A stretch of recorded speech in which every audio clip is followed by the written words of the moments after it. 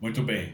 Há alguns meses, um colega partilhou, acho que comigo, né, pelo Messenger ou pelo WhatsApp, não me lembro agora, uma matéria jornalística cujo tema versava sobre o seguinte: a estranha amizade e afinidade que Adolf Hitler teve por uma moça judia. E eu fiquei pensando qual que é o interesse que uma matéria dessa deve despertar, sobretudo aqui no Brasil. É como o professor Olavo de Carvalho explica. Geralmente aqui, uma grande parte do povão não está interessado em conhecimento, estão interessados em arremedo de conhecimento. Então, para uma grande parte do povão que não tem interesse em entender o que foi a vida do Hitler, a biografia do Hitler, o que se sabe é o que se passa na TV, em breves documentários, né, que também estão disponíveis no YouTube. Né? Qual seria o interesse em ler uma matéria dessa?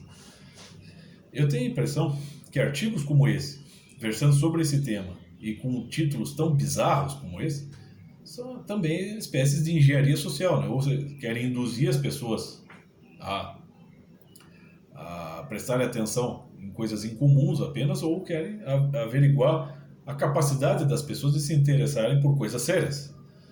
Porque para você entender essa matéria, o que seria a estranha amizade de Hitler com uma moça judia, você teria que entender muito bem da biografia do Hitler, nos seus detalhes. Aqui se faz isso. Aqui se tenta, pelo menos, fazer isso. Então, segundo o meu querido professor, um dos maiores biógrafos do século XX foi John Toland. E ele escreveu uma das maiores biografias de Hitler, em 2 volumes, que é Adolf Hitler. Eu estou terminando o primeiro volume e já vou passar para o segundo. E ali ele vai mapeando, detalhando toda a vida do Hitler, desde o nome, desde o sobrenome dele, né, até chegar às últimas consequências. E eu estava conversando esses dias com essa pessoa que havia compartilhado essa matéria comigo, né, essa matéria do Hitler e a sua amizade com a judia. E expliquei isso para ele. E ele me questionou, mas qual seria o interesse de se compreender o Hitler desde o seu sobrenome? Qual seria o interesse de se compreender até o sobrenome de Adolf Hitler? Ué, isso é uma coisa extremamente importante, porque todos esses elementos tiveram peso nas decisões dele posteriormente.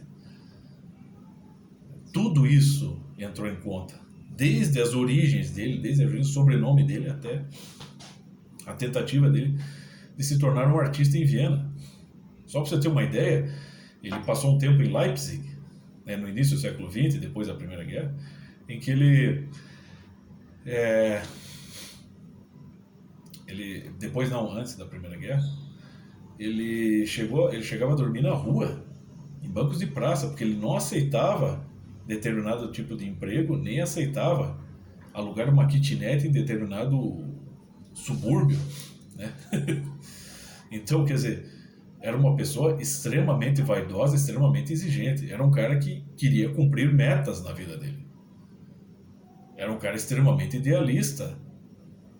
E a partir daquilo que ele acreditava ser a sua origem nobre, a partir disso, ele tomou decisões assim absolutamente radicais, absolutamente inflexíveis. Todos os detalhes ali têm que ser levados em conta para você entender bem o que aconteceu ali. Então você não pode simplesmente resumir a vida do cara, você não pode simplesmente abreviar as informações. Mas quando chega um autor qualquer e larga lá uma matéria tão acessória como essa, da relação de Hitler com uma mulher judia, as pessoas, né, se sentem atraídas, maravilhadas. Olha que coisa bizarra, estranha.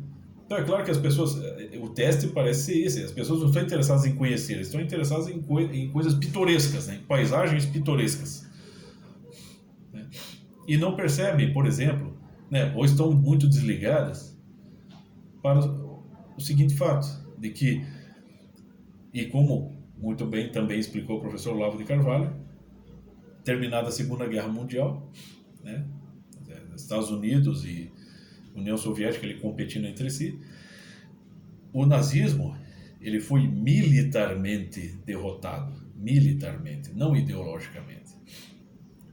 E depois da sacada ali de Antônio Gramsci, como meu professor mesmo explica, né?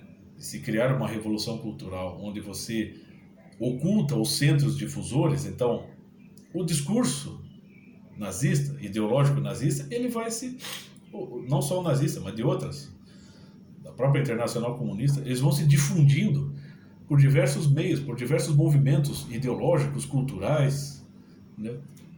Para que as pessoas não percebam a sua origem. E vão sendo alterados na sua apresentação, mas não na sua essência, de modo a se apresentarem aparentemente como grandes ideais para a vida de todos, como ideais até humanitários. Você percebe que muita gente não está ligada nisso. Deveriam estar. Você pega o movimento abortista, que é uma coisa mais nazista que o movimento abortista. Hoje você tem tanta informação, você pega os discursos de Hitler estão aí, legendados pelo YouTube, Mein Kampf está em PDF, dezenas de traduções, né? Os discursos do Hitler, até os diários deles estão aí, assim, você acha assim, abundantemente documentados,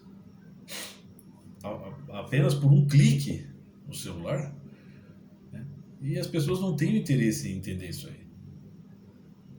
Então você pega assim, o discurso de uma feminista que seja abortista, por exemplo, ela tem um ideal a atingir, ela tem uma meta de vida a atingir, a famosa autorrealização que o Viktor Frankl tanto critica, né, como um problema do sentido da vida moderna, né? Então a mulher, uma abortista, por exemplo, por meio uma justificação idealista, ela é capaz de ir até as últimas consequências. Ela é capaz de fazer do ventre dela uma câmara de gás, uma câmara de tortura, de extermínio, exatamente como os campos de concentração. Aliás, os campos de concentração são uma herança da União Soviética, né? Para os preguiçosos aí de plantão, que não gostam de meter a cara no livro, então pelo menos assistam o Soviet Story, né? Que é um documentário já clássico, que também está aí no YouTube, disponível.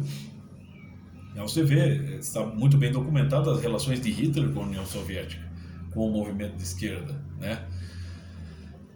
E os campos de concentração são isso. Então, um dos entrevistados, inclusive, nesse documentário, que foi um aliado da União Soviética, é um sociólogo hoje, né, já um senhor de idade avançada, ele explica que a União Soviética foi uma tentativa de engenharia social, ao passo que o nazismo foi uma tentativa de engenharia biológica.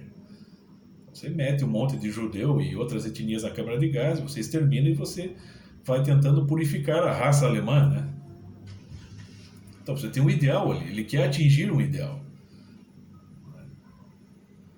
E o discurso, por exemplo, de uma abortista, não necessariamente feminista, né, vai mais ou menos na mesma linha, né? Assim, é de tentar justificar o extermínio de um ser humano dentro do ventre, para que ela possa chegar à sua autorrealização, à perfeição da sua vida, da sua personalidade. É o meu corpo, as minhas regras. Você pode pegar em ampla escala o Hitler. O Hitler teve filhos? Não. Então, meu país, minhas regras. Eu mando aqui, eu sou o chanceler e vai ser assim. Nós vamos abortar uma parte da população e a outra fica. Vai ficar só quem é, sei lá, os branquinhos de olhos azuis, né? Os germânicos, o povo ariano. E isso acontece, sim, esse discurso, ele sim, o teor desse discurso está presente no discurso do pessoal abortista, dos grupos, né, de abortistas. Tem que ser muito pateta para não perceber a semelhança dessas duas coisas. Gente, na minha família tem católico, tem protestante, tem ateu, tem petista, tem bolsonarista, esquerdista, radical, tem tudo. Só não tem abortista. Já quando eu era criança, estava circulando lá uma denúncia sobre clínicas de aborto clandestinas aqui no Brasil, e um folder chegou até a casa dos meus avós. Os adultos todos estavam horrorizados com aquilo. E eu peguei um daqueles folders, né, que era uma crítica, né, feroz ao movimento abortista, e abri o folder e tinha uma foto do lixo hospitalar, vários pedaços de crianças, de nenéns abortados ali no lixo, na foto traseira. Uma foto horrível. Parecia o Holocausto. Aí, e não era uma montagem, você tinha a cabecinha de uma criança ali entre os pedaços, né, das criancinhas, e tinha uma cabecinha de uma criança expressando, né, uma expressão de dor.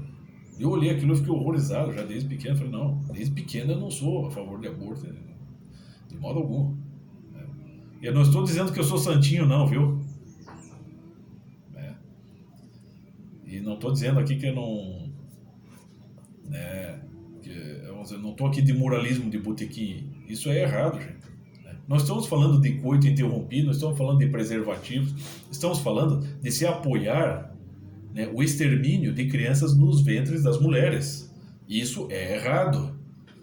Se você não quer ter filho, você se previna da gravidez, né? Uma vez grávida, você já tem uma responsabilidade, né, sobre as suas costas, sobre a sua consciência. E você não pode voltar atrás. Se você voltar atrás, você vai ter que arranjar dezenas de justificativas para isso. E quanto mais você tenta se justificar e mais tenta colocar um teor de humanismo na sua justificativa, mais você se aproxima do indivíduo lá, Adolf Hitler, do Stalin, do Lenin, né? Que para melhorar o mundo você tem que matar pessoas, ou como o próprio retrocesso que é a Revolução Francesa, né? Em que você imprime leis humanitárias, né, em favor dos direitos humanos em pele humana, né? Então é claro que tudo isso é um retrocesso na consciência moral, é um retrocesso até no intelecto. Você pode aperfeiçoar a sua inteligência, mas se você não aperfeiçoar, não lapidar o seu caráter, meu filho, você vai só piorar. Você vai ser muito bem sucedido socialmente, profissionalmente, mas, né, o seu caráter, a sua alma, né, vão estar perdidos. Então, como é que as pessoas não percebem isso? Muita gente não percebe. É claro, aqui no Brasil, a estatística é de que a maior parte do povo brasileiro rejeita o aborto. Porque, pelo menos, aquele senso comum modificado que tentaram impor, né, do tipo, não, o aborto é razoável em determinados casos, ele não está pegando. E, para os desavisados, aborto aqui no Brasil é crime em qualquer caso. Mas tem os casos de estupro ou o caso de risco de vida para gestantes. Beleza, é só você pegar o Código Penal, artigo 128, tá? Pegar aqui até uma edição antiga, que é o mesmo texto de hoje. Não foi modificado. Artigo 128. Não se pune aborto praticado por médico em, inciso 1, se não há outro meio de salvar a vida da gestante. Inciso 2, se a gravidez resulta de estupro e o aborto é precedido de consentimento da gestante ou, quando incapaz, de seu representante legal. Ou seja, não se pune, ele é crime.